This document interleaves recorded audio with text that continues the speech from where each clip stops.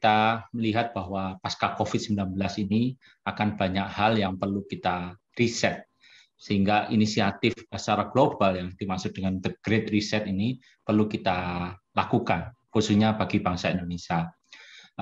Otomasi dan tentunya digitalisasi akan menjadi sangat dominan pada perekonomian kita dan tentunya akan berdampak pada SDM bangsa kita. Tentu Indonesia sebagai negara bisa mengikuti program World Economic Forum yang sudah digulirkan sebenarnya mulai tahun 2016, yaitu reskilling dan upskilling. Reskilling ini mungkin bagi beberapa orang yang perlu mengupdate diri bisa melakukan reskilling atau melakukan upskilling yang sebelumnya nggak paham, akhirnya paham dengan mengikuti skema seperti yang sudah dilakukan oleh Singapura atau Cina, sebagaimana yang tadi saya sampaikan.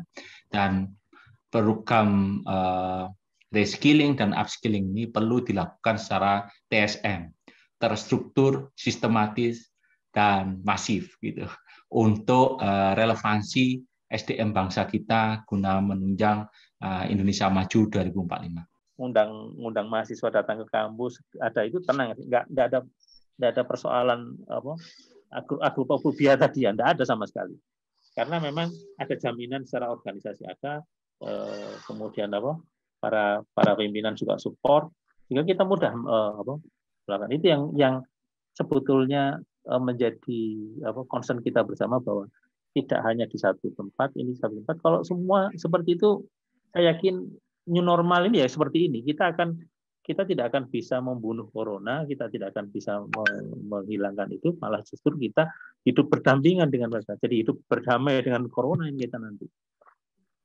Itu Mas Prawita. Matur nuwun Prof. Artinya kita mulai sekarang ini harus membiasakan diri untuk berdamai dengan corona, begitu ya Prof ya?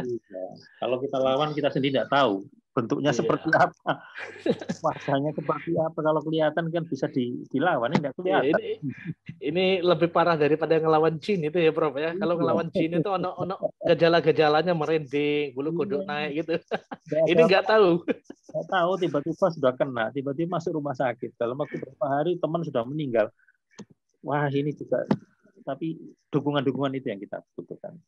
Mas Prawitra kepingin ini ada potret SDM global pasca pandemi. Saya mengutarakan unpredictable yang pasca pandemi ini.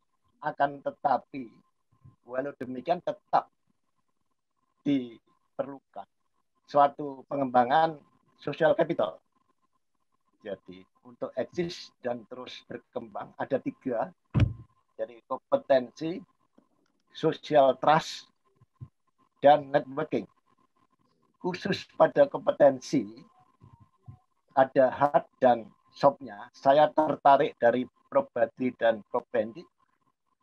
Ada fatality rate versus passion.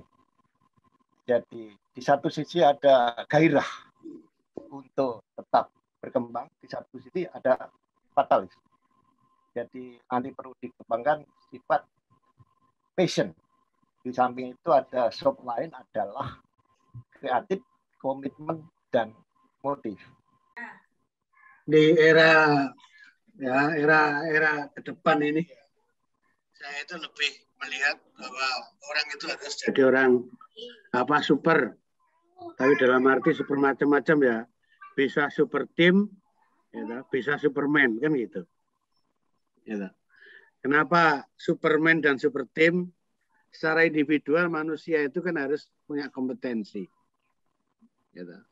Secara individual orang punya resiliensi. Secara individual orang harus punya kemampuan adaptasi. 3 itu yang penting. Individu itu kalau mau sukses. Resilience, kompeten, sama adaptasi. Ada yang tadi, nah, kenapa kok butuh super team? Karena orang hebat itu tidak akan hidup sendiri. Dan itu hebatnya itu hanya bisa ketika dia bersama orang lain. Hari mendatang, ini sudah di penghujung bulan Juli, kita sudah masuki bulan Agustus. hari-hari di mana kita akan menyongsong perayaan Hari Kemerdekaan Republik Indonesia yang diperjuangkan dengan cucuran darah pengorbanan para pahlawan kita. Ya, kita ingat perjuangan beliau-beliau itu. Dan ini kesempatan kita untuk mengisi bangsa Indonesia lewat pengembangan SDM. Dari Prof. Badri, Prof. Fendi, Prof. Bagio, Prof. Suryanto, itu sudah banyak hal pemikiran yang kita bisa tarik, ya, dan ini menjadi satu bekal. Saya ingat bahwa ending dari pengembangan SDM itu adalah bukan kompetensi, bukan pinternya, bukan apanya, ya, tapi kemerdekaan orang itu bisa memilih untuk menentukan masa depannya. Ini harus kita bawahi, garis bawahi, ya. Jadi kalau kita mendidik orang, kita ngajarin orang, kita mengintervensi kehidupan seseorang, itu endingnya adalah bagaimana seseorang itu nanti bisa menentukan nasibnya sendiri.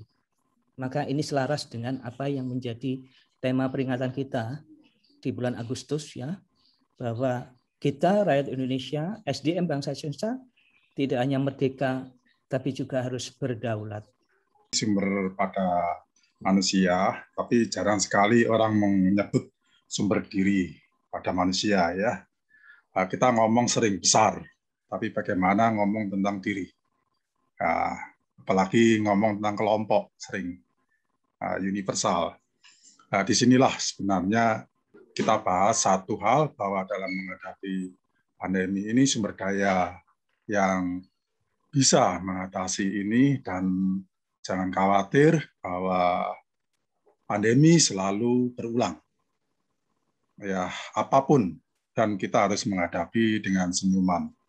Nggak usah melarikan diri. Saya akan melihat sisi positif dari setiap peristiwa, terutama peristiwa pandemi ini. Saya tidak membahas semua, cuma satu saja. Yang penting adalah kita memperkuat mata rantai diri sendiri, mata rantai pada terutama psikologis yang tidak tampak tapi sangat terpengaruh, ya, sifat optimisme yang disertai dengan kekuatan data. Jangan optimisme tapi tidak dikaitkan dengan data-data yang ada terkonfirmasi. Mata rantai ini sangat penting, terutama individu-individu dalam keluarga. Sisi positifnya dengan pandemi inilah sumber daya kita sebenarnya akan bisa menjadi lebih lengket, lebih terikat, lebih sadar diri, lebih sadar bangsa, bahwa kita menghadapi masalah yang sama. Ini psikologis inilah sebenarnya kapital psikologi yang sangat positif kita gunakan. Semua bersatu, perlombaan vaksin pun sudah puluhan, ya, yang tidak dipublikasikan. Nah, inilah sebenarnya kekuatan-kekuatan kita, alih-alih sudah muncul semua.